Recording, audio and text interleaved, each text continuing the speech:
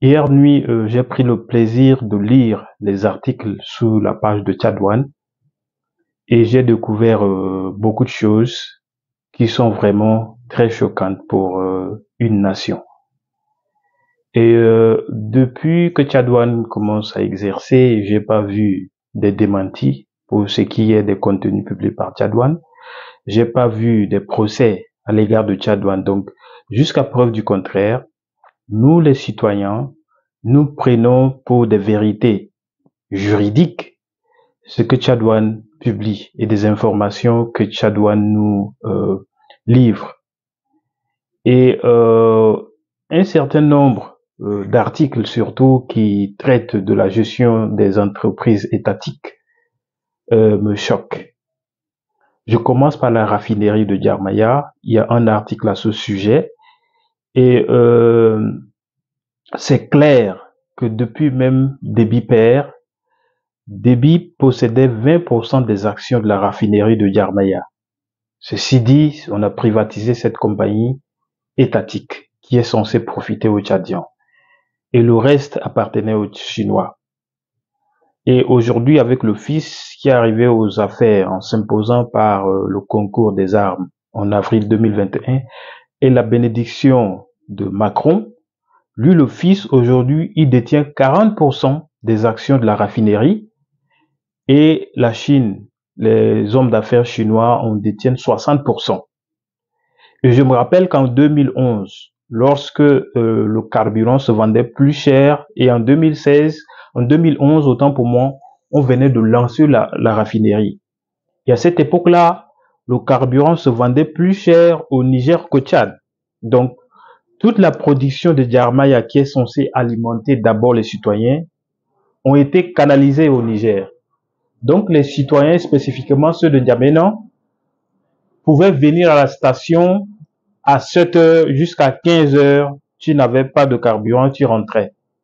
Parce que Déby, en tant qu'homme d'affaires et président en même temps, sa préoccupation était de faire d'argent. Donc, ils ont envoyé toute la production au Niger. Aujourd'hui, le fils arrive, non seulement il hérite le 20% de son père, mais lui-même, il s'est arrangé à avoir 20% de plus. Donc, il fait mieux que son père. Il a 40% des actions de la raffinerie. Le 60% appartient aux Chinois.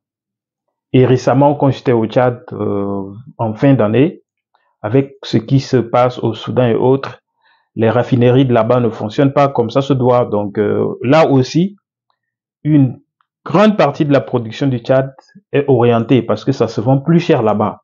Et là, sur l'ensemble du territoire national, il y avait de pénuries parce qu'on envoyait la production vers le Soudan pour de l'argent. Et en continuant la lecture, surtout sous la page de Tchad One, je découvre aussi que la société de fibre optique, ce qui est anciennement appelé Souda, lancée en 2019, dont l'État y a investi, je crois, c'est entre 19 à 25 milliards de francs CFA. Aujourd'hui, cette société a été privatisée en mars 2024 et le capital est réparti entre le petit frère de Mamad Kaka en la personne de Kerimo et Mamad Kaka lui-même. Donc, ils ont fait de cette compagnie étatique leur bien à eux. Et là, je vous mets de côté la misère que le peuple tchadien vit. Mais malgré ça, la préoccupation des leaders, c'est d'amasser de l'argent. Ça ne suffit pas. Et aussi, il y a une ressource naturelle vers les frontières Tchad-Libye. Ça, c'est la partie nord du pays. C'est ce qu'on appelle l'antimoine. C'est un minerai qui est fortement demandé sur le marché mondial et qui sert, entre autres, à produire les batteries des appareils électroniques. L'antimoine est exploité illégalement par une entreprise. Et ça, au Tchad, quand vous avez une telle compagnie qui exploite illégalement et qui tient à plus de 2 jours, c'est que c'est voulu et entretenu par le système. Quand une personne au Tchad pratique une activité dite illégale et que la personne n'appartient pas au système, ou alors n'est pas quelque part produit par le système, la minute d'après son implémentation, il est arrêté. Pour ça, les services de renseignement sont bien efficaces. Donc, si on a une société au nord qui exploite illégalement cette ressource nationale qui est censée profiter à tout le monde, c'est que le système a voulu, et dans l'ombre, il se partage les revenus.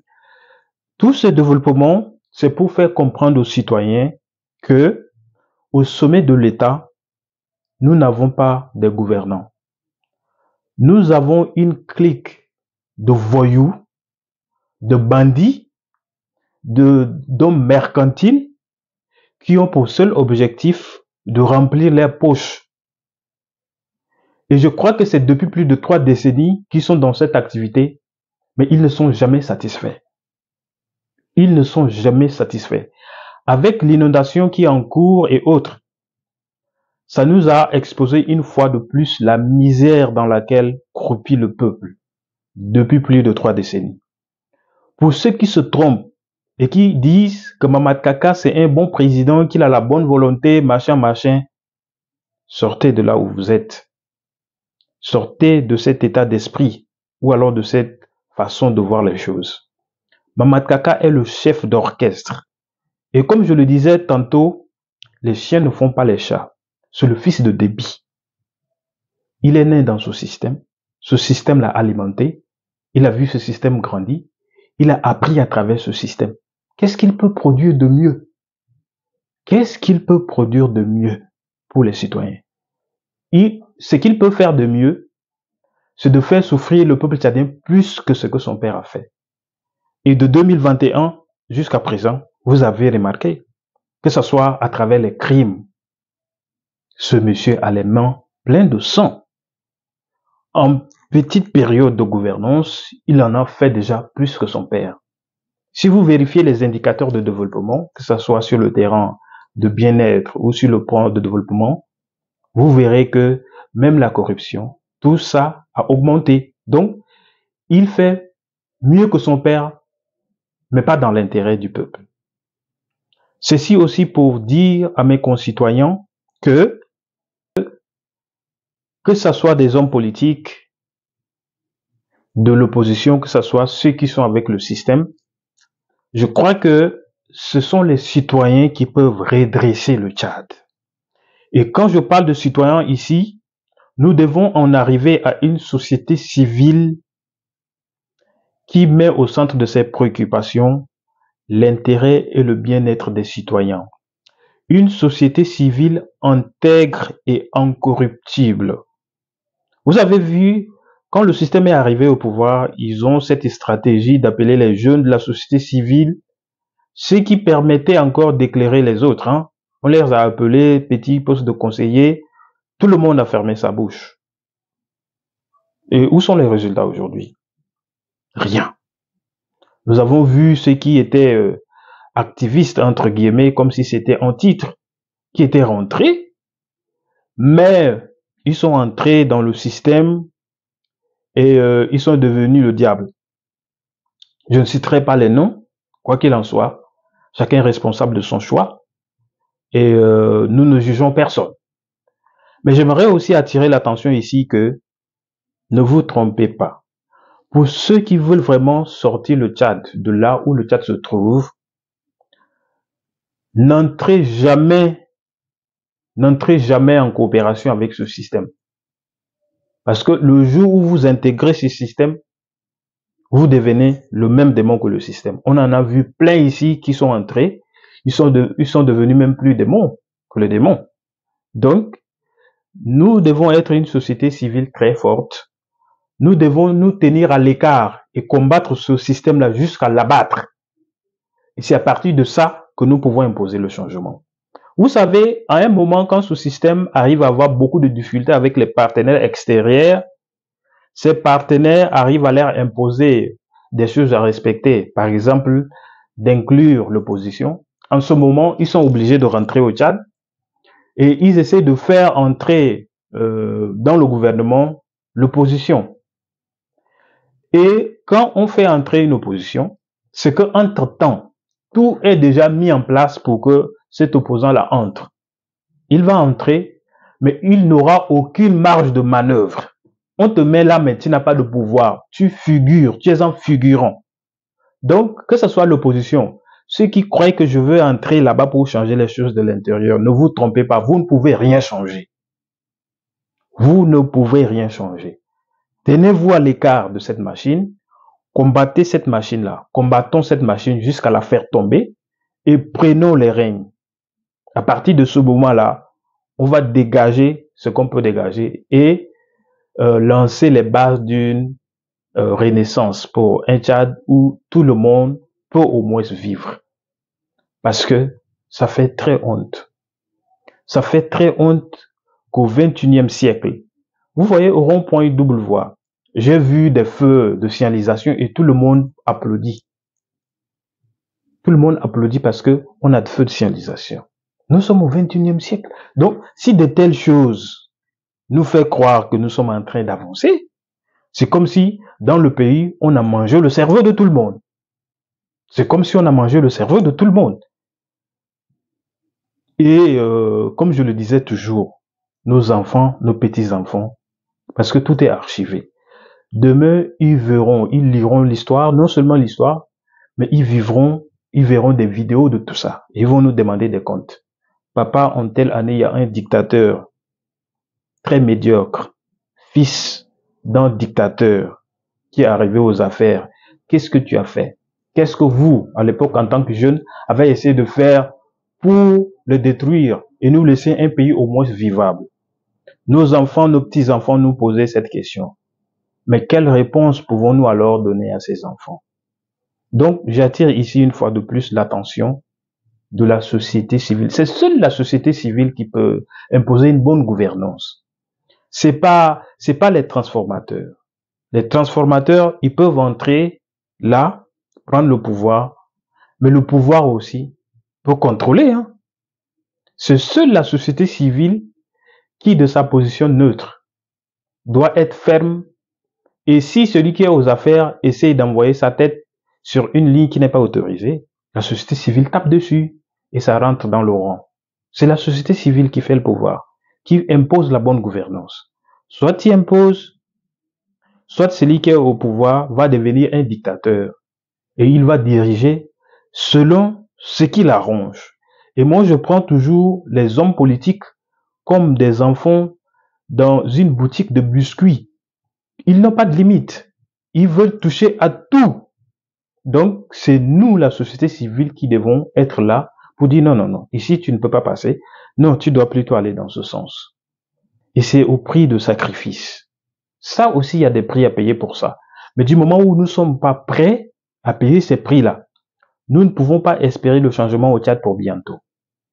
Et, croyez-moi, une génération doit se sacrifier pour un pays nouveau, un pays où on peut y vivre dignement. Vous croyez que ceux qui ont quitté de nulle part pour devenir aujourd'hui milliardaires vont nous regarder changer les choses? C'est au prix de leur vie.